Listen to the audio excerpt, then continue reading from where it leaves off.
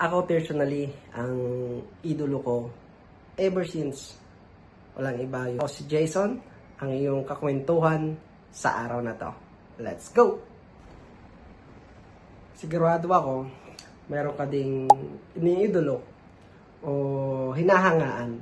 Tanyag man yan, malupit na negosyante, singer, o dancer, mga nasa arts, or social media influencer, o sports. LeBron James, RDR, business, o Arvin Urubia. Tapusin mo tong video na to.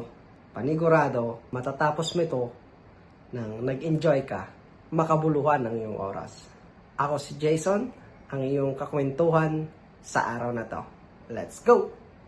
Ako personally, ang idolo ko ever since walang iba kundi yung tatay ko.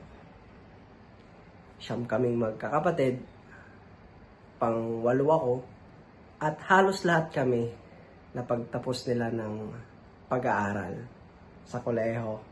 Yun nga lang, mayroong isa sa amin na nag-giveaway dahil tatlo na silang nasa koleho noon, taong early 2000, sa yung kapatid ko na mag-aral muna yung dalawa para masustain ng nanay at tatay ko. Ang nanay at tatay ko ay farmer at vegetable vendor. Shout out sa mga may magulang na kagaya ko. Napakasarap lang sa pakiramdam. Gaano kahirap yung buhay na pagdaanan natin noon ay na-appreciate natin ngayon yung sakripisyo ng ating mga magulang. Kapag nare-remind sa akin to, mas lalo ko pang ginagalingan, mas lalo ko pang mas pinupursigi dahil unang-una, mga magulang ko ay napakasaya din nila dahil mayroon silang anak na katulad ko. Kwento ko kanina na yung kapatid ko na yun ay pinili na lang magtrabaho. Pero itong kapatid ko na to, pinatunayan niya na hindi diploma yung basihan o sukatan sa mas magandang kinabukasan, kundi yung sipag, tiyaga, at diskarte. At magandang kinabukasan para sa pamilya at pangarap. In short, nakapagtapos man o hindi, basta may pangarap, sipag, at matyaga, at marunong maghintay, sigurado, makakamtan mo din yung inaasam mong buhay balang araw. Narito yung ilang gabay sa lihim na pagkuha ng tamang inspirasyon sa mga sikat tulad nila Elon Musk, social media influencer, sports, Stephen Curry, sila LeBron James, katangian, karanasan at tagumpay na maaari mong iangkop sa iyong sarili. Number 1, pag-aralan ng kanilang kwento. Michael Jordan, isang sikat na NBA player noon, na hanggang ngayon ay tanyag pa rin yung kanyang pangalan. Hindi pa rin nawawala yung kanyang famous dahil gumawa siya ng kanyang pangalan sa industriya ng sports. Pero alam mo ba na si Michael Jordan noon, nung senior siya sa high school, ay hindi rin siya tinanggap ng kanyang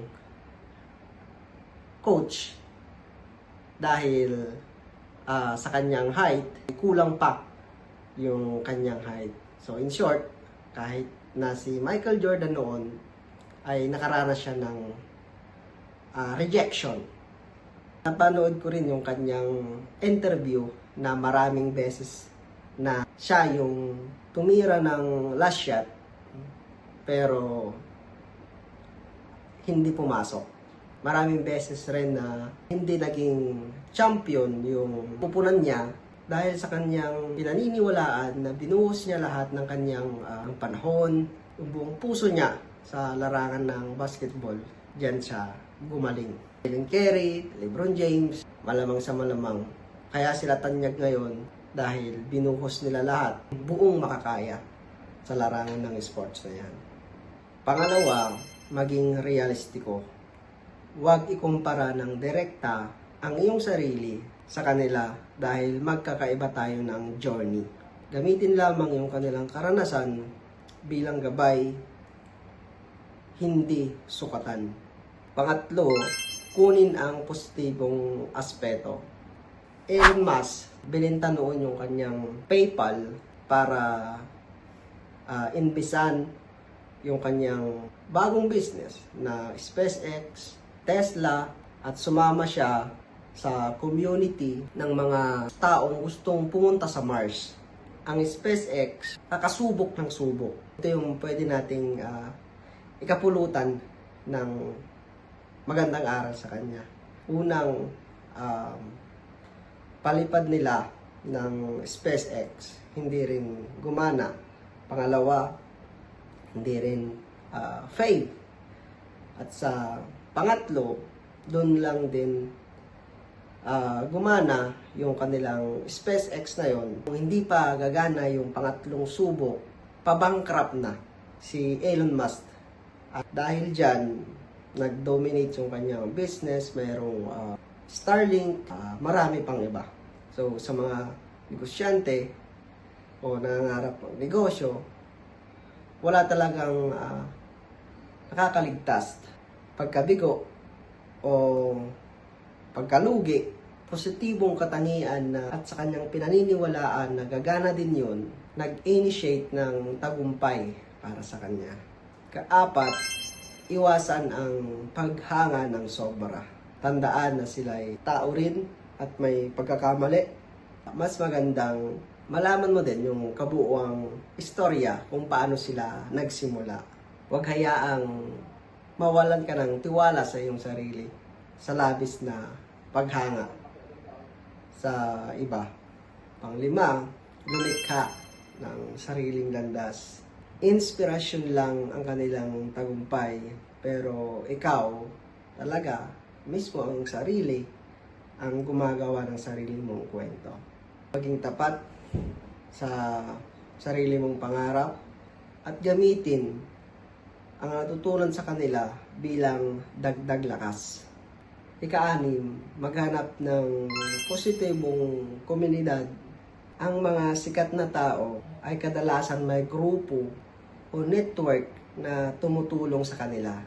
Kahit si Elon Musk, pumasok sa mga grupo na community na gustong makapunta sa Mars. Malulupit na content creator ngayon na kilala mo. Mayroon silang grupong sinamahan.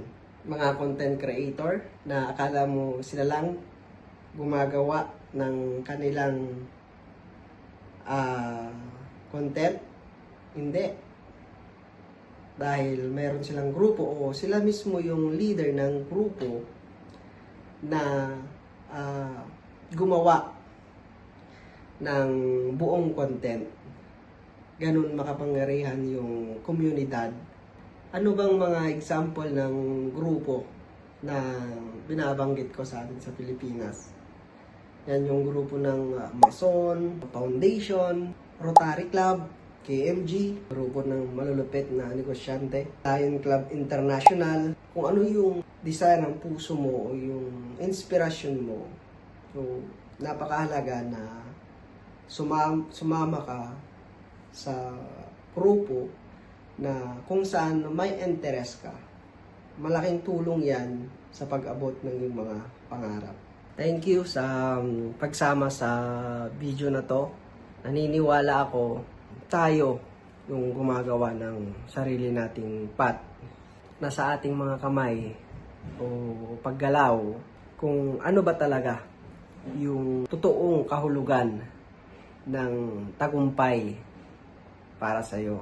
Bakit ko nga ba ito sinasabi? Para maiwasan yung linyahan na Kaya naman siya tagumpay kasi may pera na.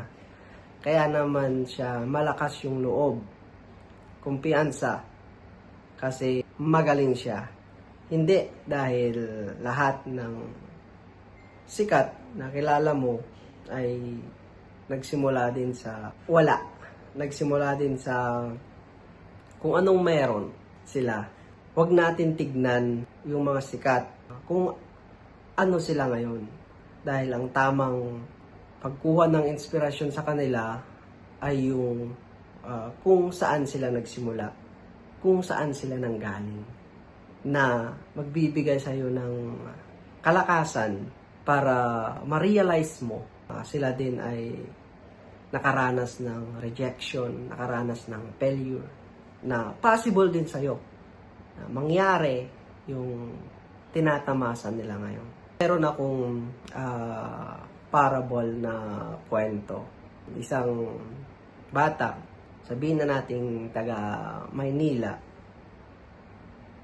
pumunta sa probinsya at dahil may sikat na ilog doon, ngayon nung andun na siya sa probinsya, mayroon siyang nakitang lulo o mayroon siyang nakitang matanda na nagtanong siya kung saan yung papunta sa Batis. Lo, saan po ba yung sikat na Batis dito? Sabi ng lolo, doon. Sagot ng bata, gaano ko po ba katagal mararating yung sikat na Batis na yun? Hindi umimik yung lolo. Tumakbo yung bata papunta sa Batis. Sabi ng lolo, 5 minutes na lang. Sabi ng bata, ikaw naman lo, bakit tinatanong kita kanina hindi mo sinabi? Ngayong malayo na ako sa'yo at tumakbo na ako, saka mo lang sinabi.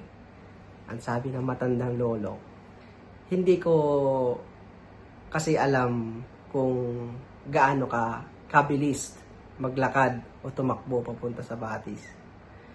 Nung nakita ko yung bilis, doon ko din nalaman na mabilis mo lang siya puntahan. So it means, base sa kwento na yon, ay nasa ating mga kamay yung ating kung saan natin gustong pumunta, nasa ating paggalaw, at huwag nating kakalimutan ano man yung plano natin sa buhay, ang magdasal. Deuteronomy 8:18, it is God who will give you the power to create wealth. Thank you sa pagtapos ng video na to. Pa-comment naman dyan ng inspirasyon para makita ko yung mga tumatapos ng video natin. At ini-invite din kita sa aking group na ginawa na Bida ang Kwentuhan Community Group. At sa mga gustong sumuport ng ating channel, mayroon tayong personalized mug dyan na You Become What You Believe, na available lang po sa Pilipinas. Jason Balan na nagsasabing, don't lose hope when the sun is shining. Bye!